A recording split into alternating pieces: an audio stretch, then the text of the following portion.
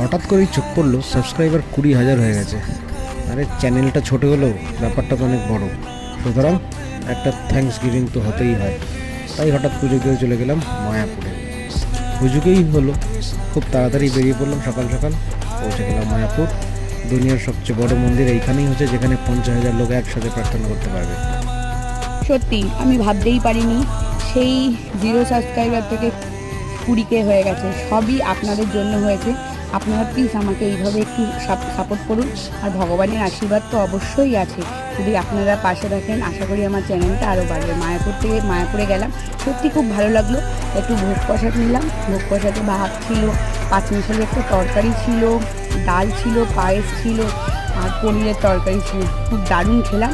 আর সব থেকে বড়ো কথা, ওখানে আমার ছোটো কাকুর বাড়ি আছে, তো ছোটো কাকুর বাড়িতেই ছিলাম, খুব আনন্দ করেছি। যদি ভালো লাগে লাইক, কমেন্ট, শেয়ার, সাবস্ক্রাইব করবে। Thank you.